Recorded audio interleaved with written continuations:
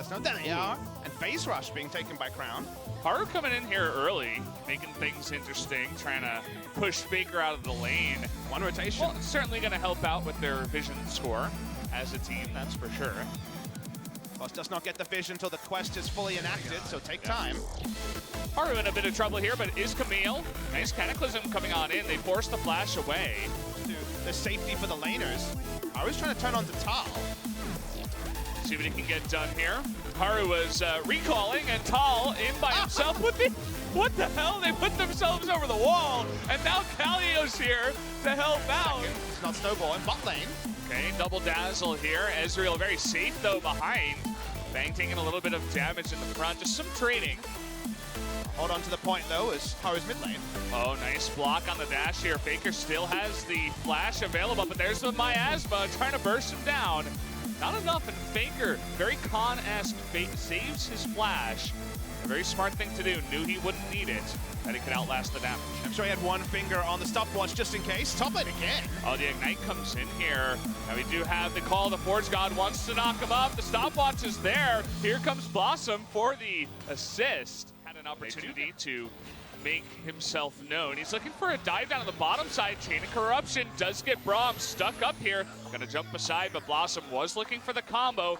We need to wait for the no minions to push TPs on on QV or Crown. Okay, and here we go. Galio making his way in. Nice dodge by Ruler, but it's 4-on-2 now with Cosmic Radiance. That's going to be enough to get one. Can they get two? The flash comes in from Core JJ. Baker wants a little bit more, but there it comes in. And now QV is going to TP down on the bottom lane. But again, 4-on-1, and he's all alone under turret. Should not matter. One knock up into the damage. Just a little bit more will do it.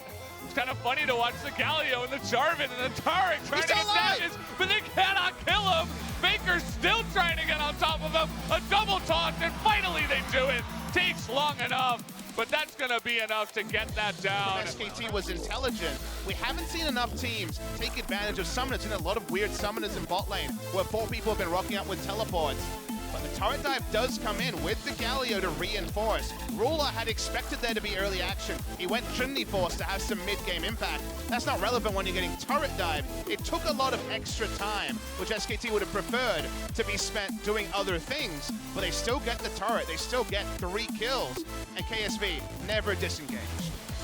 It's definitely a moment in solo queue, especially in Korea, where everybody would be question pinging Haru and Crown, because it takes so long for them to finally kill everybody. And as you mentioned, yes, they could have just backed off, given up the tower. But had they rotated 2 more people, they could have just be more expected the next time he comes in. That part makes sense. It's mid lane. Hey, they're going for Core JJ once again. They know his flash is down. This should be an easy kill. There it is. Even the TP from Tal. Not even needed on the backside, but they get the kill. Actually on Ruler. Okay, look at Bang going in. 1v2. Didn't see Haru there. Having a little bit of trouble, but Haru now getting himself caught. Oh boy, that's not going to be good. 1v4. As they're just running themselves into it at this point. Yeah, it feels like KSV are on solo queue identities. You're pulling out the point, but they're just all alone. They're playing against a team of SKT. SKT is roaming around as a death squad. And it's going to be enough. I mean, QV going 1v3 here. One Dazzle will finish him off. Tal can take Vladimir or Galio when she hits certain item timings. They haven't played that way, and now Crown's getting outplayed. He missed every spell. Wasn't able to get that down. The TP is coming in. QV will make his way in first. This will be a 5-on-4. Tal is nowhere near. Looking for an engage here. They did get the knock-up onto Faker, but they can't quite engage here. So far, it's been very nice for him. He's been super aggressive in the jungle up against Haru. And now he's looking for Crown. Actually does not dodge. That ultimately captures him in the Cataclysm. That's all he had to do. Lots of support here from KSV, but Crown is running towards QV. 3 members coming in now, trying to save Blossom first. Is Wolf and the Cosmic Radiance. A very broken up fight, but the Cassiopeia goes down first. Really nice flat ultimate in the backline too. That's going to be 2 kills. Can we make it 3? Core JJ extremely low. Has a chance here. They do have to push him back. You notice how they're stopping. Faker coming in, looking for the taunt, but they're DPSing this one in. It's going to be close. Haru tries, but he cannot get it. They kill him before he can even get a smite off. That's going to be the Baron. Against BBQ. They free DPS'd it down against BBQ, and the steal came in from Bono. This time it was much better as we rewind a little bit. No flash up on Crown. He's trying to clear, but anywhere on the map is too far when there is the enemy team invading through vision. They knew that SKT was on this side, but Crown continued to push up. Takes a long time for him to die. The Cosmic Radiance not used ideally. SKT are just piling in by the end, but this is a gold lead. This is the right mindset for them to attack. Attack they do, and to the aggressor, the spoils for SKT T1. Yeah. Talked about that Cosmic Radiance who was...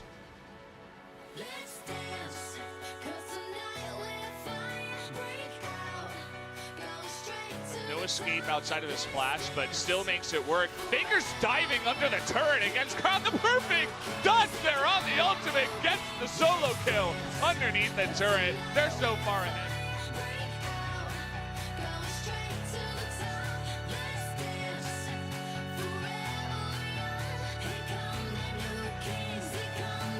For the specific ones, but as you mentioned, in this game, it's just going to be every inhibitor going down. 1, 2, 3, they fall like dominoes, and now they're engaging here onto the Yorn. That's going to be the bounty castle onto one member, at least. Not able to fully engage, but chipping away at KSV as SKT looks strong, moving in as a team. Tall getting low, but having that Galio ultimate to keep him alive. Redemption coming on in and getting super low. Does keep him alive, and Blossom goes in. Nice little cataclysm. That's gonna do it. Put 2 more on the board. Haru trying to make things interesting, but just cannot at this point. They are too far behind. That's gonna be the second Nexus turret going down, and that is gonna be game number 1. Going over to SKT over KSV. There you go, 1-0, 13-1. Very one-sided.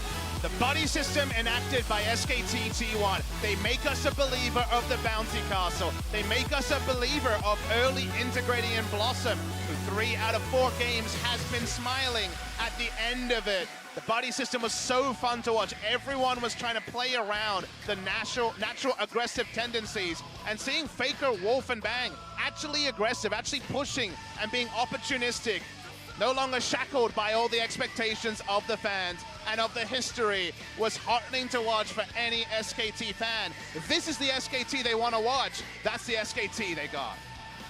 Blossom, a gigantic smile on his face, almost a relief as he bangs his head on the desk, just like the Jarvan, just as aggressive. I'm sure he goes to people and says, hey, playing competitive League of Legends for SKT seems pretty easy. When your team is on the ball to empower you, the answer is truly yes. We didn't see this with Peanut. We didn't necessarily see it with Huni with any regularity. We're seeing it with Blossom.